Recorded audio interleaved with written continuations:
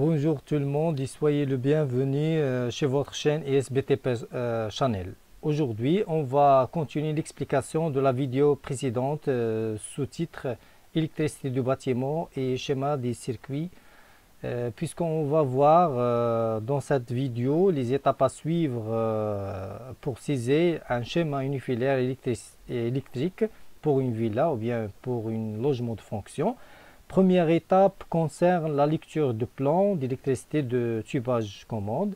Et comme vous voyez sur le plan, on a des circuits d'éclairage et autres pour les prises, puisqu'on a le premier circuit d'éclairage s'appelle E1 qui rassemble les 4 points lumineux de la chambre 1 et chambre 2, deux appliques murales et deux plafonniers. Le deuxième circuit d'éclairage qui s'appelle E2 concerne les 4 appliques murales et un seul plafonnier pour l'éclairage du salon, et ainsi de suite. On fait la lecture de plan d'électricité jusqu'à le dernier circuit d'éclairage E6 pour éclairer l'entrée principale. Et on fait une lecture des différents circuits des prises depuis le premier circuit P1 qui rassemble les 3 prises de 16 ampères de la chambre 1, 2 plutôt, jusqu'à le dernier circuit des prises dans le garage de 16 ampères qui s'appelle P6. Et on a aussi 2 circuits des prises force, PF1 et PF2 dans la cuisine. Deuxième étape concerne préparation des données de chaque circuit d'éclairage à insérer par la suite sur le schéma unifilaire. Et d'après le plan d'électricité, on a le premier circuit s'appelle E1, passant par la chambre 1 et chambre 2, dont 2 appliques murales de 100 watts de chaque et 2 plafonniers de 100 watts de chaque. C'est-à-dire on a comme puissance de ce circuit 2 fois 100 watts plus 2 fois 100 égale à 0,4 kW. Le deuxième circuit s'appelle E2, passant par le salon, dont 4 appliques murales de 100 watts de chaque et un plafonnier de 100 watts. C'est-à-dire on a comme puissance pour ce circuit 4 fois 100 plus 1 fois 100 égale à 500 watts, c'est-à-dire 0,5 kW.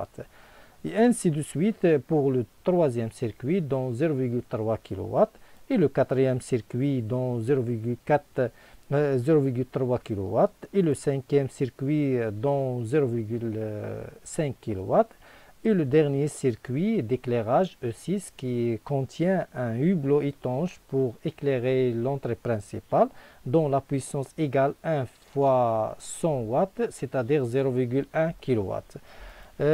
Puis on fait la somme des puissances des circuits d'éclairage en kilowatts, puisque PTE en kilowatts signifie la puissance nominale totale des circuits d'éclairage en kilowatts. Et dans notre cas, le total des circuits d'éclairage en kilowatts égale 2,136 kW. Puis on multiplie ce total par un coefficient de 1,548 afin de trouver la puissance foisonnée totale des circuits d'éclairage. Et d'après notre cas, ce total égale 3,30 kVA. À propos des coefficients utilisés dans ce tutoriel ou bien dans ce cours, on va les déterminer par la suite dans une autre vidéo de la note de calcul.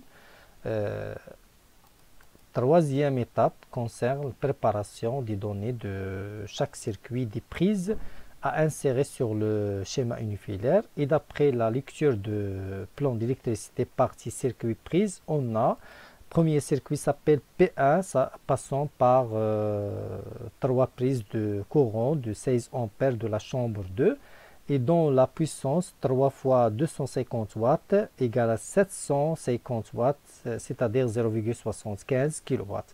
Et le deuxième circuit qui s'appelle P2, dont 2 prises de courant de 16 ampères de la chambre 1, dont la puissance 2 fois 250 watts, c'est-à-dire 500 watts, égale 0,5 kW.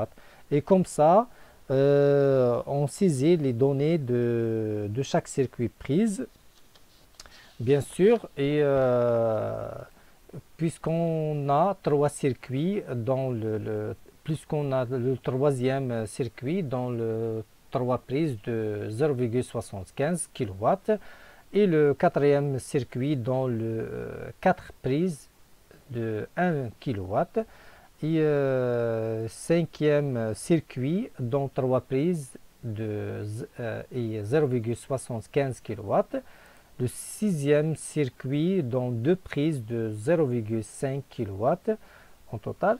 Et le septième circuit prise concerne les prises force PF1 d'un seul prise force de 1 kW pour chauffe-eau électrique. Et le huitième circuit prise concerne prise force PF2 d'un seul prise force de 1 kW pour le four électrique. Puis on fait la somme puissance en kW des circuits prises qui s'appelle PTP en kW, c'est-à-dire puissance nominale totale des circuits prises, et dans notre cas, cette somme égale 6,25 kW. Puis on fait multiplier ce total par un coefficient 0,2322 afin de trouver la puissance foisonnée totale des circuits prises. Et d'après notre cas, cette puissance égale 1,45 kVA.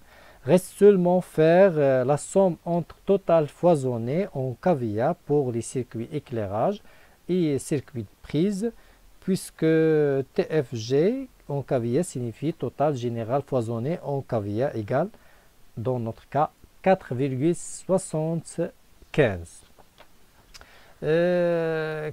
Quatrième étape concerne l'insertion des données de chaque circuit d'éclairage dans le schéma unifilaire de base. Et comme vous voyez que ce schéma unifilaire composé par un tableau qui contient 7 colonnes, le premier colonne contient le dessin des schémas unifilaires, le deuxième colonne contient la distribution ou bien la destination de chaque circuit. Le troisième colonne concerne les départs des circuits E1, E2, etc. Et le quatrième colonne contient la puissance en kilowatts.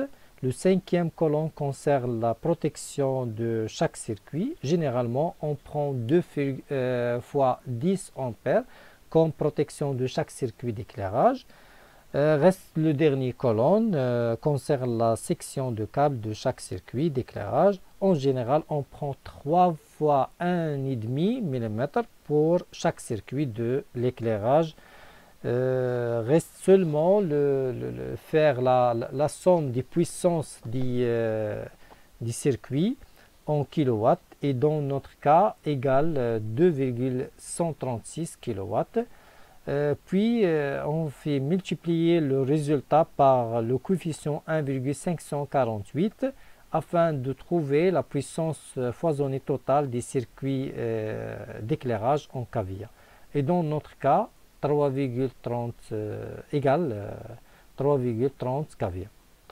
Et pour déterminer l'intensité nominale pour l'interrupteur différentiel de protection des circuits d'éclairage, on fait multiplier généralement la puissance foisonnée totale des circuits d'éclairage par le coefficient 1,52. Car on travaille souvent par le câble triphasé, c'est-à-dire 3 phases, un neutre, un terre, et on travaille avec le monophasé. On a un petit appartement, bien en total on a en total de 3 à 4 circuits simples dans une garçonnière par exemple, ou bien un logement de gardien modeste, etc. Sachant que la multiplication de 3,30 fois 1,52 nous donne seulement 5 ampères. On prend au minimum et par mesure de sécurité 25 ampères comme protection de ce disjoncteur qui supervise les circuits d'éclairage. C'est-à-dire on prend l'interrupteur différentiel de 4 fois 25 ampères avec 300 mA comme sensibilité de ce interrupteur différentiel d'éclairage. Et supposons que le résultat d'après multiplication de puissance foisonnée totale des circuits d'éclairage en kVA par le coefficient 1,52 nous donne un chiffre proche plus ou moins 25 ampères. Dans ce cas, on prend un interrupteur différentiel de 4 fois 32 ampères, c'est-à-dire on prend le disjoncteur différentiel, l'interrupteur différentiel d'après la suite commerciale suivante. On a donc 4 fois 25 ampères, on débutait plutôt par 4 fois 25 ampères, passons par 4 fois 32 ampères, 4 fois 40, 4 fois 50, 4 fois 63 et 4 fois 80 jusqu'à etc. Maintenant, on passe à l'insertion des données de chaque circuit prises dans le schéma unifilaire de base. Et comme vous voyez, ce schéma unifilaire des prises est semblable à celle d'éclairage avec une petite différence au niveau de départ. On a P1, P2, etc. PF1 pour les prises force, PF2 au lieu de E1, E2, E3 et ainsi de suite. Et on a dans la colonne repère PC pour circuit prise de courant 16 ampères et PF pour les circuits prises force de 20 ampères. La puissance pour chaque circuit en kilowatts, puisqu'on multipliait le nombre prises de courant de 16 ampères par le nombre de prises par le 250 volts, seulement pour le prise courant de 16 ampères. Puis on divise plutôt par 1000 afin d'atteindre la puissance en kilowatts. On prend en général 2 fois 16 ampères comme protection pour chaque circuit prise et courant de courant de 16 ampères avec section de câble 3 fois 2,5. Par contre, on prend 2 fois 20 ampères comme protection pour chaque circuit prise de force de 20 ampères avec une section de câble de 3 fois 4 mm. Puis, on fait la somme des puissances des circuits en kilowatts. D'après notre cas, la somme égale 6,25 kW. On l'a multiplié par un coefficient 0,2322 afin d'obtenir la puissance foisonnée totale des circuits des prises en kVA. Et d'après notre cas égale 1,45 kVA, sachant qu'on a triphasé, automatiquement on multiplie 1,45 fois le coefficient 1,52, ce qui nous donne 2,204 ampères. Donc, on prend l'intensité différentielle de 4 fois 25 ampères comme protection minimum. Et généralement, on prend la sensibilité 30 mA pour les disjoncteurs différentiels protégeant la somme des circuits prises. Le sixième étape concerne l'assemblage des schémas unifilaires des circuits éclairage et circuits prises dans le même tableau de schéma unifilaire. Puis on détermine la puissance totale foisonnée en kVA, c'est la somme entre puissance foisonnée totale des circuits d'éclairage en kVA et la puissance foisonnée totale des circuits de prise en kVA. Ce qui nous donne, d'après notre cas, 4,75 kVA. On fait multiplier 4,75 kVA par 1,52, ce qui nous donne 7,22 ampères pour déterminer le disjoncteur différentiel général de tableau électrique de la villa. 7,22 ampères inférieur à 25 ampères pour la protection des circuits, au moins d'éclairage ou bien les prises. Et sachant qu'on doit déterminer un disjoncteur différentiel général qui supervise les deux interrupteurs différentiels de 25 ampères dans ce cas, on va prendre, d'après la suite commerciale des disjoncteurs différentiels, on va prendre 4 fois 32 ampères avec une sensibilité en général 500 mA. On peut déterminer aussi la section de câble qui alimente le tableau électrique de la villa, et sachant que chaque millimètre carré de section de câble supporte plutôt 3 ampères d'intensité, et sachant que notre disjoncteur différentiel général donne la protection de 4 fois 32 ampères, donc on va diviser 32 ampères sur 3 afin de déterminer la section de conducteur alimentant plutôt ce disjoncteur différentiel et alimentant le tableau électrique de la villa.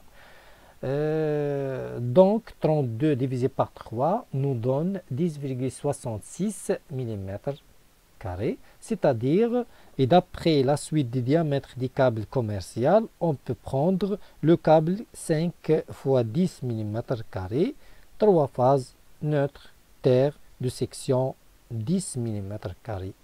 Voilà, merci beaucoup pour votre attention. N'hésitez pas de liker et faire abonner afin de recevoir les nouveautés dans ce domaine. Merci encore une fois. Au revoir et à bientôt.